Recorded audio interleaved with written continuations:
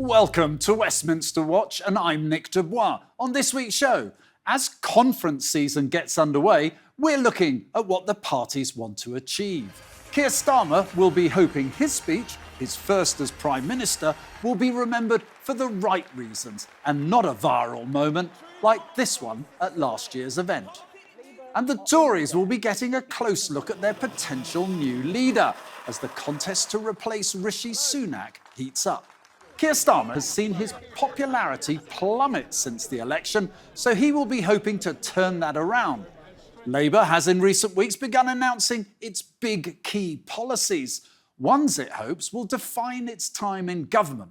They include renationalising the railways, setting up a public renewable energy company, charging more tax on private school fees, and reforming the House of Lords. We are working hard on pension credit. We're allowing housing benefits, which they didn't do for years, and over 5 years, it's a projected increase of up to £1,000 for those on pensions. The Conservatives will be meeting in Birmingham. After 14 years in government, this will be a very different year. For one, there are far fewer Tory MPs following their humbling in the July election. And rather than discussing government policy, they will be looking to hear from the candidates to replace Rishi Sunak as party leader. From 6 candidates, the final 4 will make their pitch at the conference at the end of the month. MPs will whittle that down to 2. Still with me? The members will then get to vote in a runoff, with the results announced on the 2nd of November. Many people will be wondering why MPs are already heading out of Parliament for a couple of weeks, so soon after the summer recess. Here's our reporter, Tom Sullivan, with a few reasons why conference season still matters. It's still the centrepiece of the British political calendar.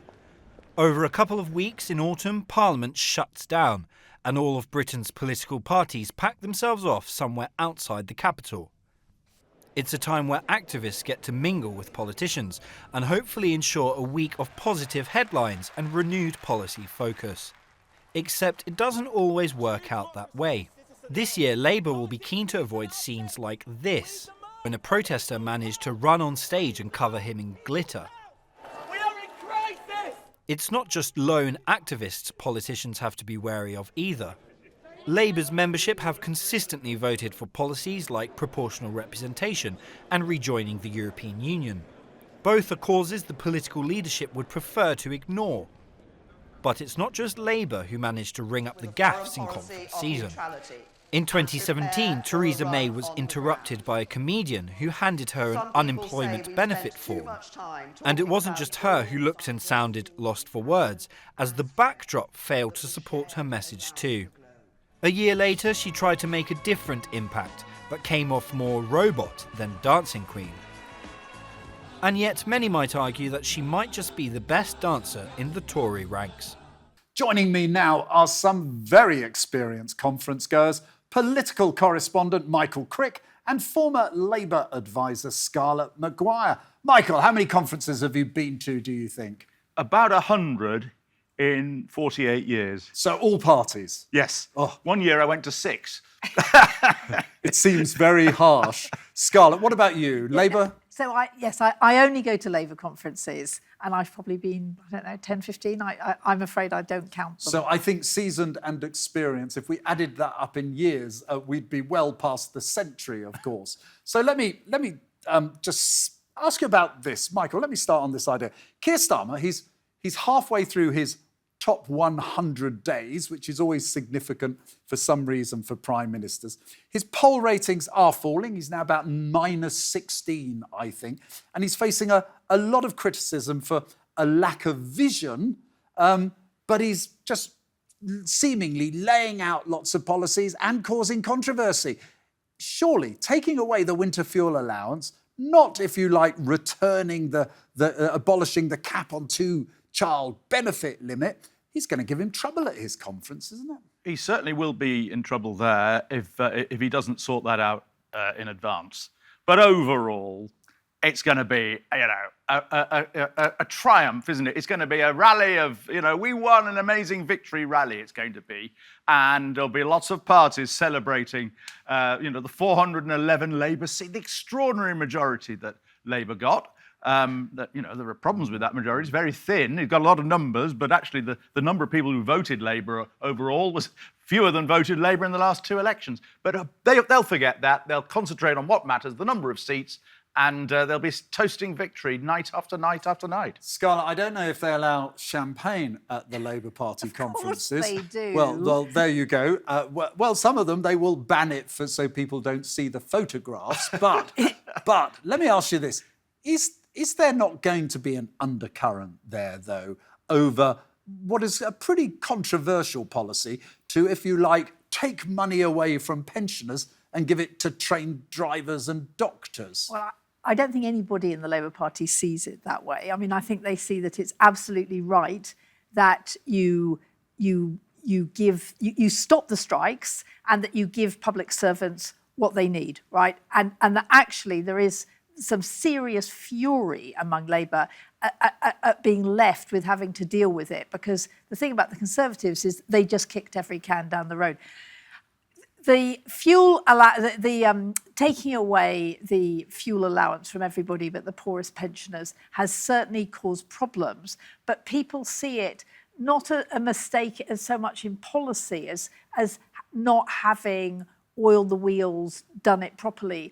I don't think it's going to be controversial at conference. Interesting, Michael. I can't think of a time, and I've got a few years behind me, when a Prime Minister comes to office and within a matter of days is telling us everything's going to get worse before it gets better, everything's pretty gloomy, and by the way, we're going to put up your taxes.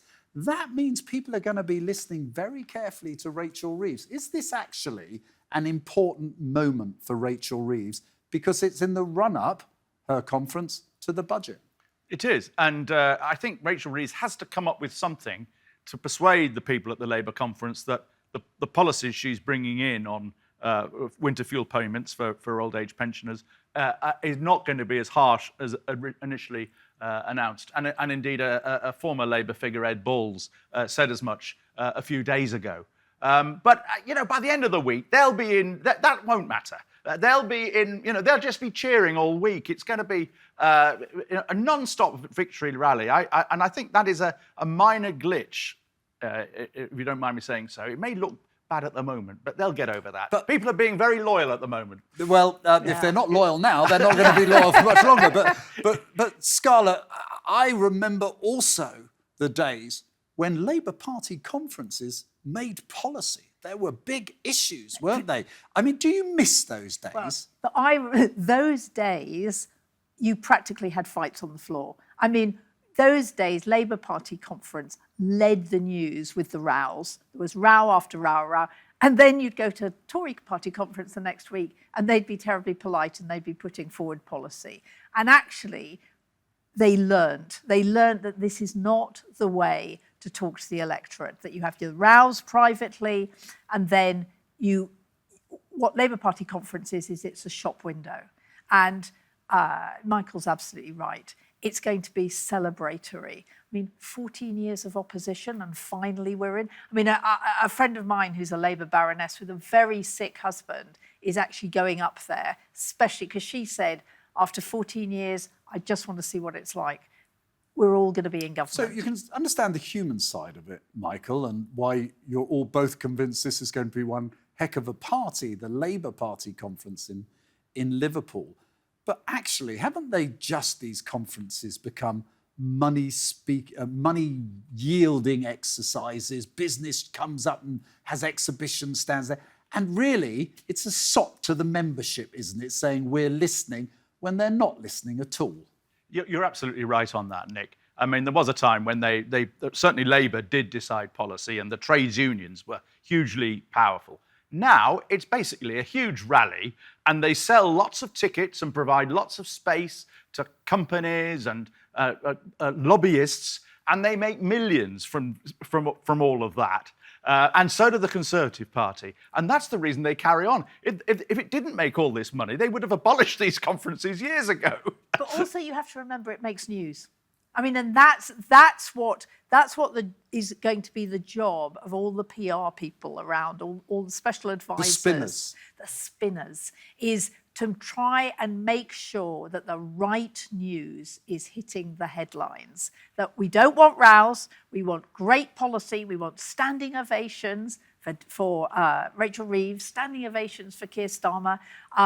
And that's the other reason that you have conferences, is to remind people of what you're about. As I said, it is a shop window. Michael. But also, the reason that the conferences take place is to keep the members happy. It's an extraordinary opportunity. If you're a member of the Conservative Party or the Labour Party, you can go to Liverpool or Birmingham, as it is with the Conservatives, and actually talk to cabinet members or shadow cabinet members. Just go up to them in the corridor or at a fringe meeting and chat to them, or in the bar. And it's the 1 week, and it's the 1 week, of course, also that the lobbyists get to speak to these people and say, well, what about this proposal that we've put into government? Anything you can do to help us, Minister? Now, and all sorts of stuff goes on in that regard. And actually, the real life of the conference is nothing to do with what goes on inside the official hall. That's really boring and dull. It's all the meetings around, the fringe meetings going on outside, and the drinking and the dining that goes on Which after is, of course, a recipe for a potential scandal or disaster to break. But let me ask you, you're one of the most seasoned and experienced political commentators and journalists alive today. Are there, for example, journalists sitting out there on stories that they are going to break in the middle of a major conference, Labour or Conservatives, do you think? I certainly hope so. But also, it's not in the middle. It's just before. Well, just before. That's what happens. And there'll be people bringing out books as well. That's the other thing. Well, isn't that the plight of the opposition? This time of year, memoirs and diaries. Diane Abbott is bringing out a book at Labour Party conference, which will no doubt be serialised in a Sunday newspaper, the paper will probably do its best to make Labour's conference difficult through Diane Abbott, who was treated very badly by Keir Starmer, who Starmer almost didn't let her stand as a candidate. There are journalists there to cause mischief. I've caused a fair bit of mischief in my time. You surprised me. Let me. But at the end of most conferences end with the party much happier than they were at the beginning of the week. Not always. The other thing that the journalists do is they take various cabinet ministers and important people out to dinner, and as you say, get the wine flowing, and they're looking for indiscretions. Okay, now listen. Before we come on to the Conservatives, let's talk about the ones that have gone wrong. And again, do they matter normally? Is it more important if someone says something that may be wrong, or when it visually goes wrong? So Theresa May had that disastrous conference when, as Prime Minister, the poor woman, she lost her voice. That was bad enough. The sign fell off from her stand. I mean, does that actually resonate with the public if it chimes with the general mood against the government of the day? Funnily enough, I think the public probably felt rather sorry for Theresa May that day. But is that a good place for a Prime Minister Well, to probably be? not. But I mean, we all lose our voice from time to time, and it wasn't her fault the letters fell off the stage. And there was also a heckler, if you remember, who went up with a termination of employment form, which he handed to Theresa May, and he had to be bundled out. So it was a complete disaster, that speech. But whether it did any harm in the long, I mean, I suppose it gave the air of, is this woman up to the job? Although she survived, for another year or two. So it wasn't the end of the world for Theresa May. There have been worse. But I think you're right. I think actually it's the visuals that matter, because I remember at his first party conference, Neil Kinnock being, I think it was Brighton, and he was on the beach, and he went backwards and fell over. And that was an image that stayed with everybody all the time. Frankly, most people are not aware there's a party conference going on. It's those pictures that stay in your mind. Which now, of course, are much more powerful because of the social media. They are out there for more and more people to see. It's not just what's on the front page of the papers. That must have changed things. Well, obviously, social media now plays a role. But in the old days, the BBC and ITV would cover the conference all day long. every speech. Yeah, And it was an opportunity for some, teenage delegate from, Yorkshire, like the future Hague. William Hague, to make his name on live television at the age of 16. And now the broadcasters have very little of the speeches and spend all their time just talking to delegates in the corridors on camera or to ministers and MPs. Actually, not many members of Parliament go these days, or if they do go, they'll just go for one night, take out the people from their own constituency to lunch, perhaps, or dinner, and get back home as quickly as they can. Because it's quite expensive going to a conference these days. In the old days, they used to be held in seaside towns where you could get a bed and breakfast hotel or whatever quite cheaply. Now they're held in big cities, Liverpool, Manchester, Birmingham. Getting a hotel there is very expensive. And so it limits who can go. Do you think they will survive? And let me give you context. So the Americans, they only have a conference when they're choosing their nominee to be president. I don't know how many other countries have so much invested in an annual conference. Will they survive? Nick, as long as they're making money, of course they will survive. Why let them go? I mean, as we said, it's great. It's great for the ordinary members of whether it's the Conservative Party or the Labour Party or any party, because they can go, they can see people. It makes money, and it makes the headlines that you want. All right, but if you want to make money, I'm going to put a wager on that the Conservative Party are going to struggle to make money this year because, frankly, who would go if they wanted to influence policy? Yeah, they will make a lot less money than Labour will, but there will still be companies who feel that for balance and fairness, they've got to be seen having a stand in the conference hall, outside the conference hall, and sponsoring fringe meetings and so on. And also, the more canny people involved in the corporate world will be thinking, we can't just assume that Labour is in power for the next 10, 15 years. Politics is so volatile right now, the Conservatives could come back in 4 or 5 years' time, and we've got to keep on side with them and keep on in touch with what they're doing and try and influence Let's talk about the Conservatives. And Scarlett, you've spent quite a few years in opposition. First of all, I think it was 18 years under Margaret Thatcher and then John Major, and 14 years under, there's too many prime ministers to name under the last lot. But imagine, tell us what it's a little bit like when you've had a big election defeat, such as they had in 2019.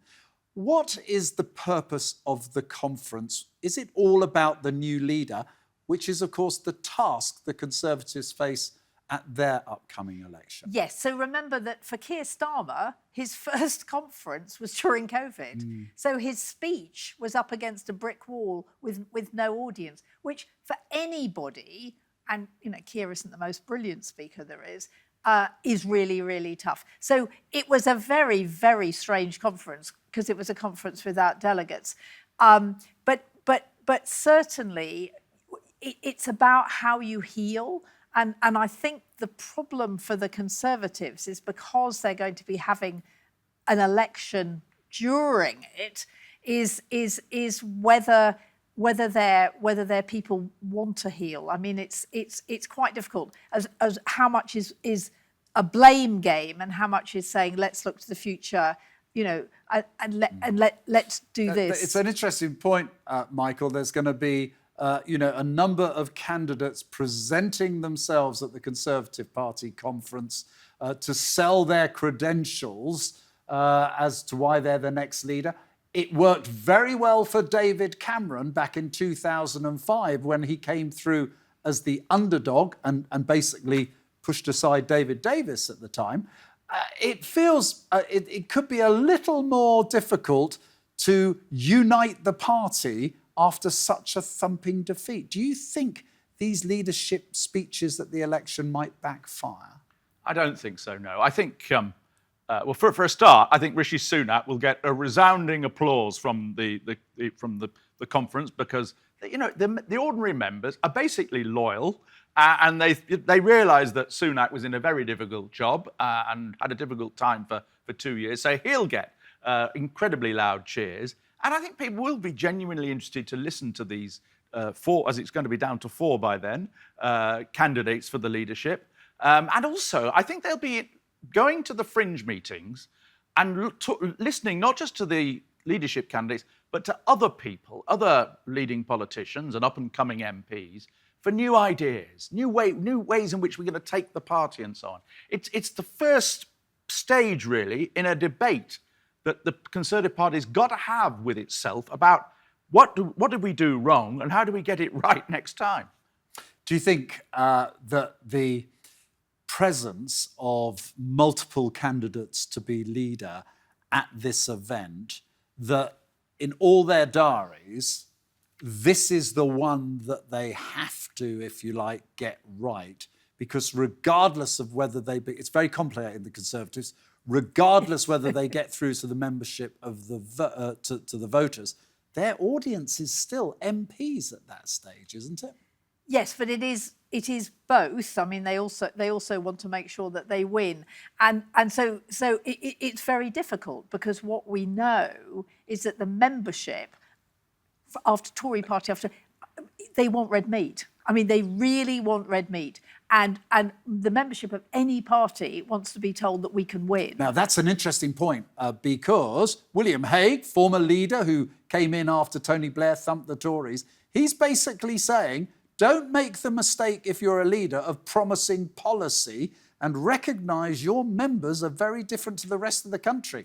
That's a tough sell, isn't it, for a leader's speech at a Conservative Party conference? It is. But the leader, Rishi Sunak's not there to announce policy, and he will make the leader's speech at this year's conference, and the next leader will have to wait till next year's conference. But won't they be tempted to say, vote for me because I will stop immigration overnight? Yeah, well, they will be tempted to say things like that, and everybody will know it's a load of rubbish and nobody can stop immigration overnight. And we had this week, didn't we? We had Tom Tugendhat promising to bring in a cap of 100,000 on immigration. Again, unworkable. So there'll be a lot of scepticism about a lot of the policies that people come for. It'll be more about mood, I think. More about mood. But I don't think it'll be a great ideological divide like sometimes we see, because, none of them are especially right-wing or especially left-wing. It will be, I think the overall mood of the thing will be rather good for the Conservatives, and there will be a sense of, we've got to sort ourselves out. OK, let me ask you. I'm going to ask you both this question. Of all the candidates running, do you think any are up to the job of both being leader of the Conservative Party and Prime Minister?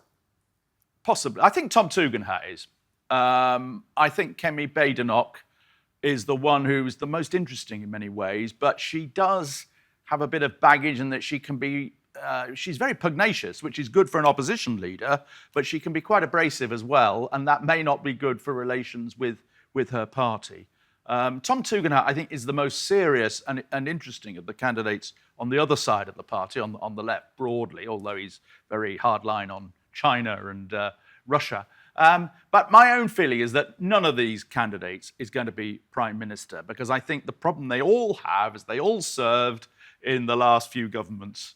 And even Robert Jenrick, who could at least claim he resigned? He did. He resigned over immigration because he didn't think the government was tough enough. I think just association with the past, the failures of the recent past, will mean that but I think they may well change leader only a year or two down the road. But before I come to you, Scarlett, you've opened the door then. Yeah. Who are amongst 120-odd MPs for the Conservatives, who is the one we're not looking at, who's going to be Michael Crick's suggestion as leader? Well, it's taken me 3 months just to catch up with who's still there and who's Come gone. On. You were looking at all the candidates. I would put my money on a woman called Katie Lamb, who was Deputy Chief of Staff to Boris Johnson and did various other jobs in government. But she also has written musicals which have been performed in New York, off-Broadway, and in London. So she's got an interesting CV, only 32. I think she's one to watch for the future. And there you go. That's the kiss of political death for Katie Lamb. Scarlett, same question to you. Okay. You look across the Tory leadership contenders. Do you see, if you can park any political prejudice at this point, do you see someone capable of leading the party and being Prime Minister? OK, so what I think will happen is that Mel Stride won't make it to Conservative Party conference. I don't think any of the other four. I think Tom Tugendhat is a myth. I think you know, as far as I'm concerned, he took the 20 pieces of silver when he joined with Liz Truss and actually betrayed Rishi Sunak, and that he will do anything to get ahead. And I think because of that, they won't trust him. I actually think the person who can be a leader and is Mel Stride. I don't think he'll do it this time. I think he might do it next. None of the others? I'm not impressed. I just think that somebody like Robert Jenrick, the problem with he's not going to bring the rest of the country with him. I mean, what Boris Johnson did was he got rid of the centrist Tories. And I think it was a real mistake. Scarlett Mccgwire, Michael Crick, thank you both for joining me here on Westminster Watch and your predictions, which we may very well come back and visit with you again in the future. Thanks for joining us here on Westminster Watch. Thanks again to all my guests for joining me. And don't forget to subscribe to the TRT World YouTube channel for more lively debate and conversation. But for now, from me and all the team here, goodbye and thank you for watching.